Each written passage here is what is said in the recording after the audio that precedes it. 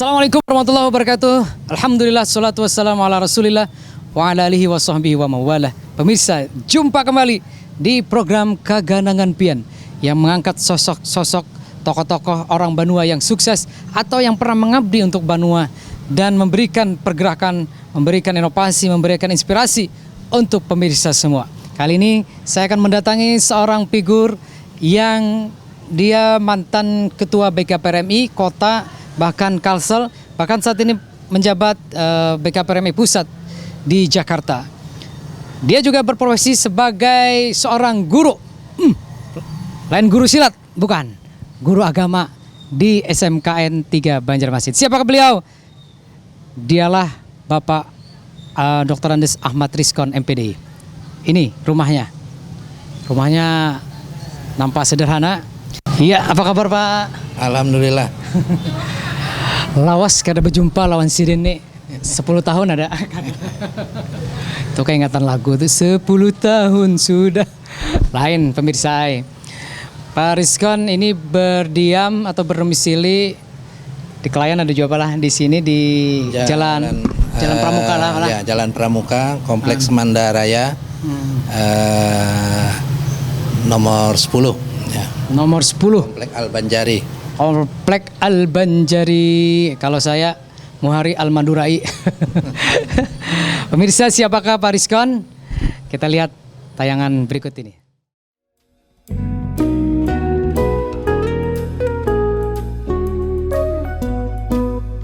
Dr. Andes Ahmad Rizkon MPDI adalah figur pemuda yang selalu menarik perhatian. Ia sangat bersahaja dan memegang teguh prinsip pendidikan keagamaan. Guru agama SMK 3 Banjarmasin ini memiliki tekad untuk terus mengabdi dan berbakti pada Banua melalui kiprahnya sebagai aktivis pemuda remaja masjid sejak tahun 1989. Rizkon merupakan anak dari Haji Syukran AMBA, mantan Kepala Kantor Depak Kota Banjarmasin. Melalui didikan ayahnya, Rizkon tumbuh menjadi pribadi taat, sederhana, dan kaya kreativitas. Prestasi Rizkon yang menonjol ialah di bidang pengembangan remaja masjid dan syiar Al-Quran melalui wadah BKPRMI. Pelajaran sang ayah senantiasa diingatnya, pelajaran itu terpatri dalam jiwanya dan menjadi moto hidup. Pelajaran yang mengubah hidup Rizkon ialah tentang hidup sederhana, pandai bersyukur, menjalin silaturahim, dan hidup bersih.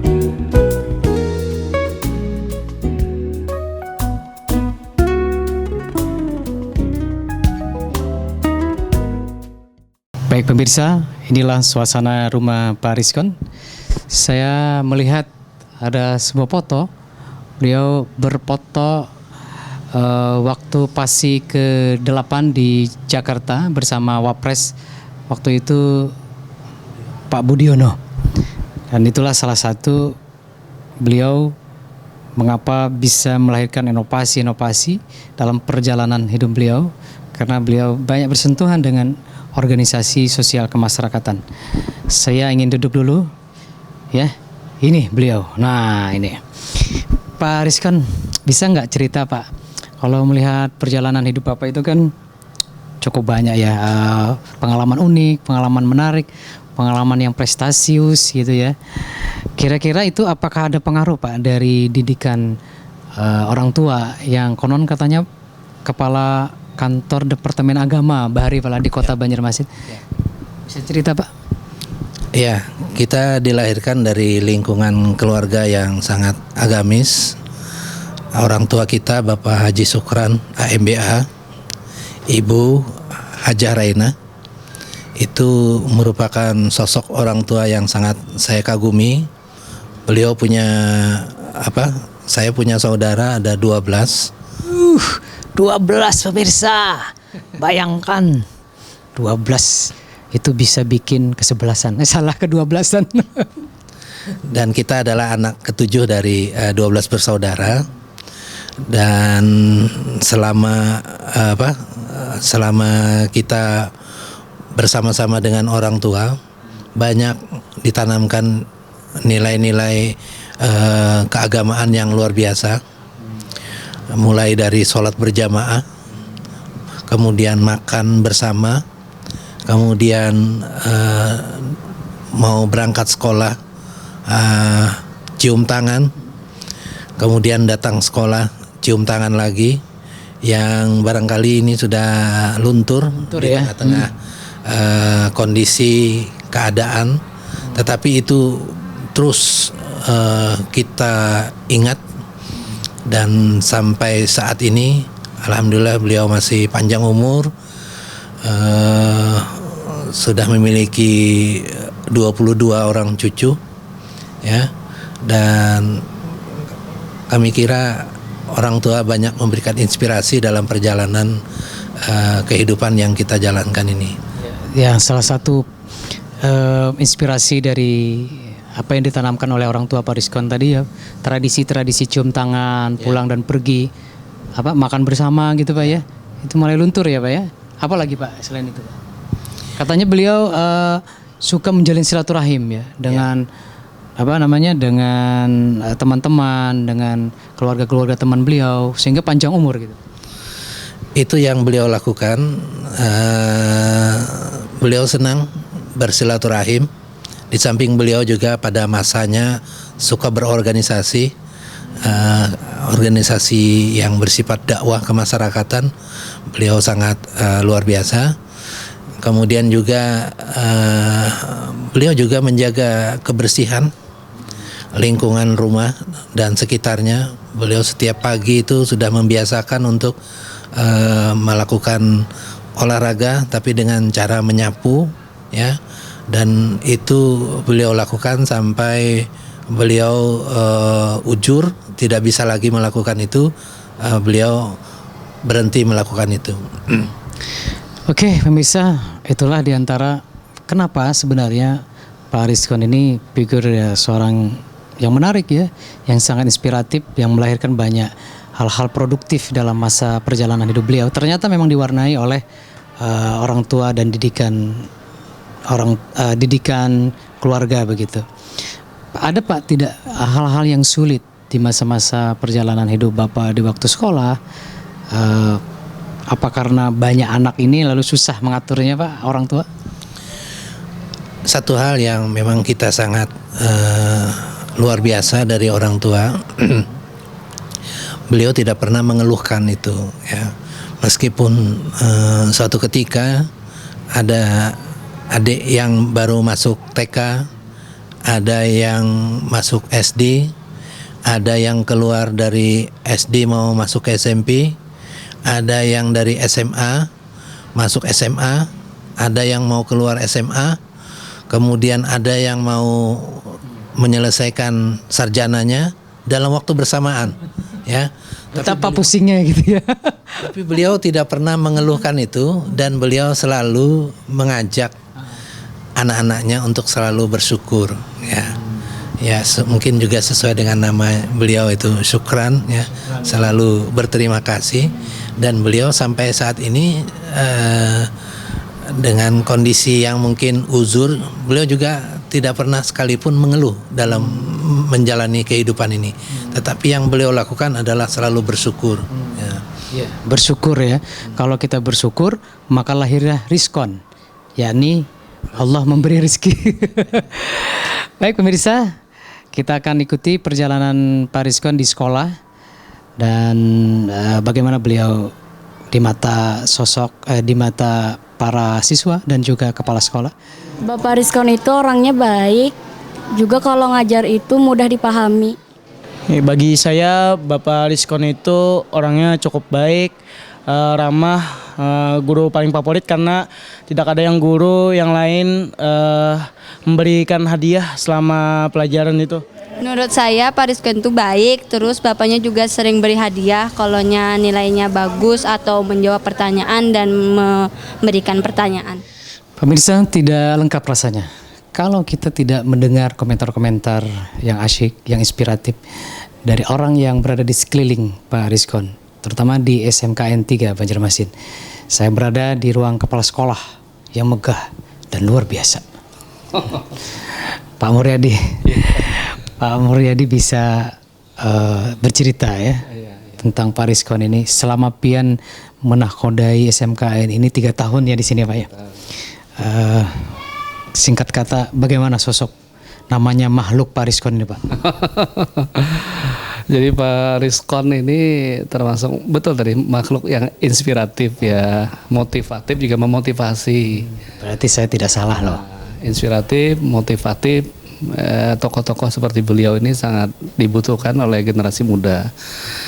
Tepat sekali beliau ini jadi guru ya, guru pendidikan agama Islam di SMK Negeri 3 Banjarmasin. Beliau jadi suri teladan bagi anak-anak, bagi siswa-siswi SMK 3 Banjarmasin.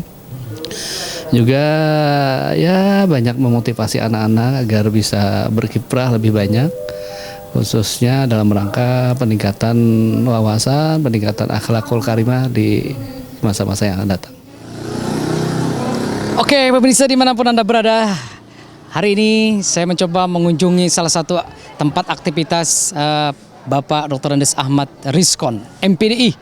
Beliau selain mantan Ketua BKPRMI Kalimantan Selatan, ternyata beliau berprofesi sebagai guru SMKN Negeri 3 Banjarmasin di kawasan Jalan Pramuka. Pak Rizkon, ini adalah tempat Bapak mengajar ya? Ya. Sejak kapan Pak Bapak mengajar sini?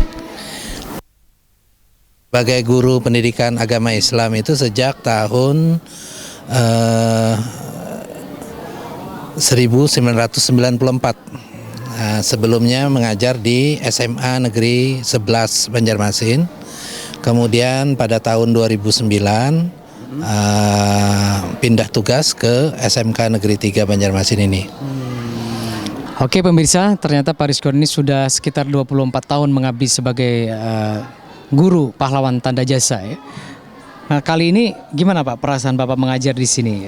Kayaknya banyak inovasi yang Bapak lakukan di sini. Saya lihat misalnya dulu di sini musolanya tidak ada, Bapak sebagai penggeraknya. Apa memang benar Pak? Ya, alhamdulillah setelah kita pindah ke SMK Negeri 3 Banjarmasin tahun 2009, ada satu hal yang barangkali kita lihat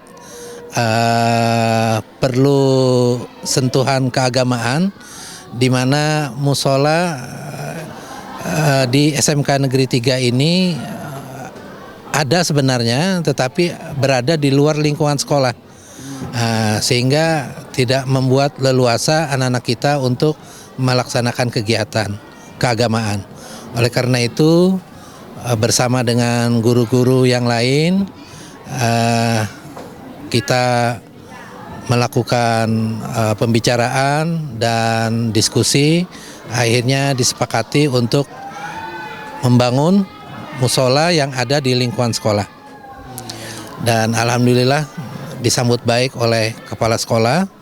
Pada waktu itu kepala sekolahnya adalah Pak Joni Manurung, dan beliau segera meminta untuk membentuk kepanitiaan.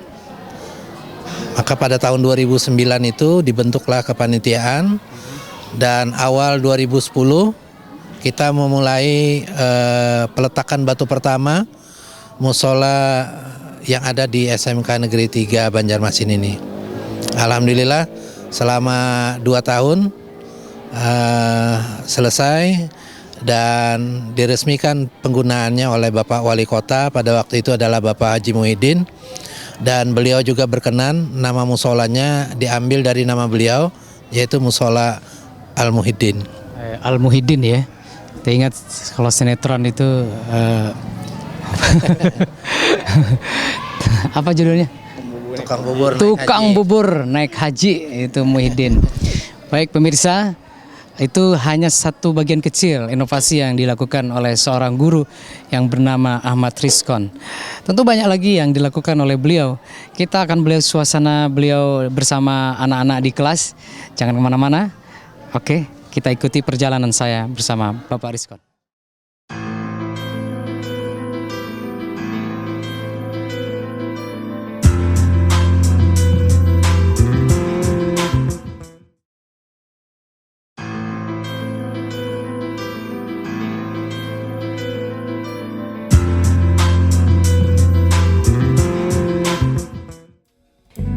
Pelajaran inilah yang kemudian membentuk perintis gerakan TK TPA Al-Quran ini menjadi insan yang religius dan menebarkan kebaikan dimanapun ia berkiprah. Bahkan suami mah muda ini berhasil menorehkan prestasi bagi organisasi yang dipimpinnya. Baik pemirsa, saya berada di dalam kelas di mana Pak Rizkon sehari-harinya mengajarkan ilmu agama kepada murid-murid SMKN 3 Banjarmasin. Namanya program yang beliau inovasi adalah tilawah di awal waktu sebelum jam pelajaran dimulai. Sejak kapan Pak program ini dimulai? Program ini dimulai sejak 2010 awal, di mana pada saat itu Provinsi Kalimantan Selatan, pemerintah Provinsi Kalimantan Selatan mengeluarkan satu perda tentang pendidikan Al-Quran nomor 3 tahun 2009. Maka sebagai bagian dari umat kita pun merasa terpanggil untuk bagaimana pendidikan Al-Quran ini bisa dilaksanakan di sekolah. Kita sudah mulai pada tahun 2010 awal itu, yang pada saat itu sedang dilakukan sosialisasi, tapi kita sudah memulainya di SMK Negeri 3 Banjarmasin ini. Evaluasinya perjalanan program ini gimana Pak? Apakah setelah lulus mereka sudah bisa, anak-anak kita sudah bisa baca tulis Quran? Ini kegiatan namanya Tadarus Al-Quran 5 menit sebelum pelajaran dimulai. Nah, kalau sekarang kita beri nama dengan One Day One Page. Satu hari satu halaman. Oh, One Day One Page ya. Satu hari satu halaman. Jadi kira-kira sekitar 5 menit itu satu halaman mereka akan selesai mengaji secara bersama dengan tadarus. Kemudian khusus mereka ini akan terus bersambung ayat ini sampai mereka kelas 12, dan setiap akhir menjelang anak-anak mengikuti ujian sekolah, khusus untuk kelas 12 kita adakan hataman Al-Quran. Hataman Al-Quran, batamat Al-Quran. Sebagai tanda mereka juga sudah selesai mengikuti program ini ya. Program ini. Ya.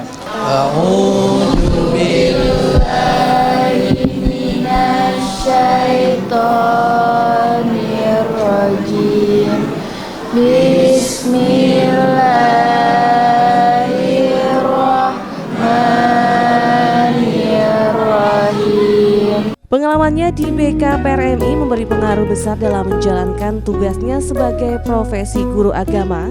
Banyak terobosan dan inovasi baru yang dilakukan Rizkon dalam memajukan sekolahnya.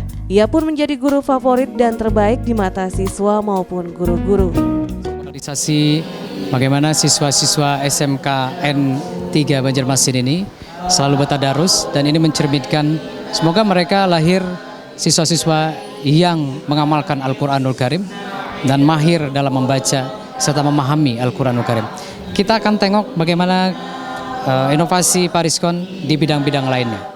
Misalnya dimanapun Anda berada, tebak saya berada di mana? Tentu saja kelihatan, saya berada di depan Musola Al-Muhyiddin, sebuah karya terbesar, salah satunya yang ditorehkan oleh Bapak Ahmad Rizkon dalam mempelopori berdirinya langgar atau Musola Al-Muhyiddin ini. Pak Rizkon, selain ini saya dengar Bapak juga berkarya memberikan ide-ide cerdas buat SMK ini, misalnya dengan Jumat Taqwa, kemudian juga program-program keagamaan lain. Kenapa Pak Bapak terus tiada henti berinovasi orang Banjar? Perlunya ditanamkan nilai-nilai keagamaan. Kalau kita lihat dalam keseharian, 8 jam waktunya adalah di sekolah. Karena itu perlu nilai-nilai keagamaan itu dari dia datang sampai dia pulang, setidak-tidaknya ada yang membekas, ya, sehingga mereka datang tidak sekedar mendapatkan ilmu, tetapi juga mengamalkan nilai-nilai keagamaan itu. Nah, oleh karena itu ketika kami ditugaskan di SMK Negeri 3 ini, kebetulan juga tiba waktu sholat. Itu kita punya musola tapi sudah berada di luar lingkungan sekolah, sehingga agak sedikit repot mengatur waktunya. Sehingga setelah berdiskusi dengan teman-teman, akhirnya diinginkan adanya musola yang berdiri di tengah-tengah lingkungan sekolah. Inilah hasilnya Pak ya. Dan dengan ukuran 10 kali 10 ya, dibangunlah musola. Kebetulan kita dipercaya menjadi ketua panitia pembangunan musola. Tahun 2010 dimulai, dan tanggal 16 Oktober 2012 bertepatan dengan ulang tahun sekolah ya, dilaksanakan peresmian oleh Wali Kota waktu itu Bapak Muhyiddin, dan musolanya pun diberi nama Musola Al-Muhyiddin. Al-Muhyiddin. Dan sampai ternyata musolanya ini sekarang terasa kecil karena anak-anak kita yang berjumlah 1.600 siswa ya, ini perlu beberapa shift untuk melaksanakan sholat zuhur berjamaah ini. Mudah-mudahan ke depan musola ini bisa ditambah luas, dipugar gitu Pak, direnovasi untuk program-program berikutnya Pak ya. Kita sudah mengusulkan ini ditambah di sini, sehingga nanti ini dibikin pelataran, tapi termasuk daripada serambi musola. Tinggal di bagian atas di konopi untuk sebagai tempat tidak langsung kehujanan atau kepanasan. Oke, pemirsa, ternyata saya memantau bahwa kesuksesan Pak Rizkon sebagai guru agama di sekolah ini itu dilatar belakangi oleh pengalaman-pengalaman beliau di luar sekolah. Tahukah Anda bahwa beliau pernah menjadi Ketua BKPRMI Kota Banjarmasin dan Ketua BKPRMI Kalimantan Selatan, dan pernah membawa prestasi kontingen Kalimantan Selatan dalam PASI keberapa Pak? Ke-9. PASI ke-9, juara 1 tingkat nasional. Ketua DPW BKPRMI Kalsel periode 2010-2014 ini berhasil membawa nama harum Banua dengan menyabet juara 2 PASI Nasional ke-8 pada tahun 2011 dan juara umum PASI Nasional ke-9 pada tahun 2014.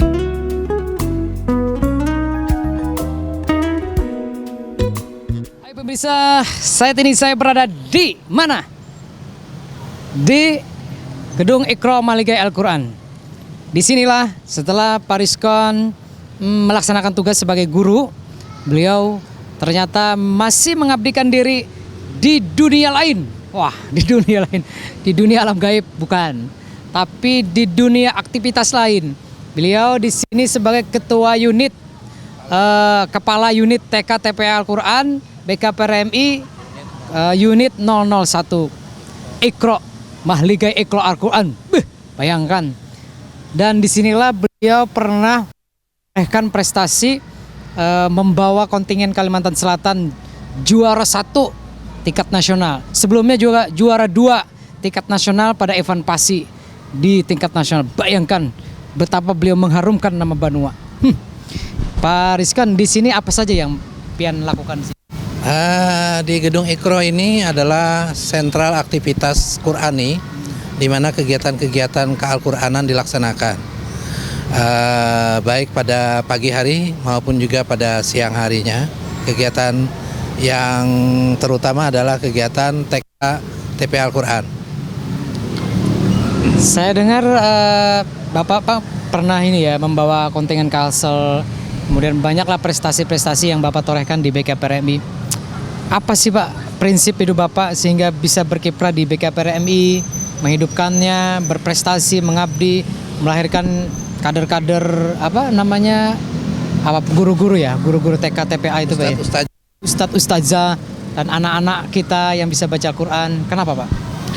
Gedung Iqra Mahligai Al-Quran ini merupakan persembahan akan aktivitas yang dilakukan oleh pemuda remaja masjid Kalimantan Selatan, ya, sehingga Bapak Gubernur waktu itu Pak Sahril Darham merasa perlu untuk membangunkan sebuah gedung beri nama dengan Gedung Iqra Mahligai Al-Quran. Beliau ingin kegiatan-kegiatan keal-Quranan berlangsung dari gedung ini. Dan di gedung ini juga bersekretariat BKPRMI Kalimantan Selatan untuk mewadahi daripada pembinaan dan pengembangan TKTP Al-Quran dan juga BKPRMI secara keseluruhan di tingkat Provinsi Kalimantan Selatan. Pemirsa, tidak lengkap rasanya kalau kita tidak melihat Pak Rizkon dari sosok keluarga.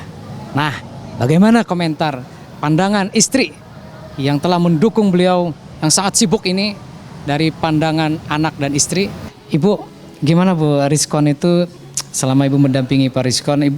Rizkon ini kan sangat aktif, inovasi, sebagai guru, sebagai di pengurus BKPRMI dan lain-lain. Apa Bu? Memang Bapak kesehariannya sangat sibuk dengan kegiatan-kegiatan di luar rumah. Tapi walaupun kesibukannya memang sangat banyak, tapi tetap perhatian pada keluarga. Mungkin dalam perjalanan pian mendampingi Pak Rizkon, kira-kira ke depan Pak Rizkon ini gimana Bu? Apakah terus mengabdi di sini, terus berkarir? Ya, harapan kita semoga saja bisa berguna bagi orang banyak, bermanfaat, ya pokoknya menyenangkan lah. Menyenangkan dan bermanfaat. Baik pemirsa, saya tutup perjumpaan kita kali ini. Khairun nas anfa'uhum linnas. Demikian kata Nabi. Orang yang baik itu adalah yang bermanfaat bagi orang lain. Itulah sosok Pak Rizkon. Kita jumpa kembali di malam minggu yang akan datang bersama saya Muhari Senin, Selasa, Rabu, Kamis, Jumat. Assalamualaikum warahmatullahi wabarakatuh.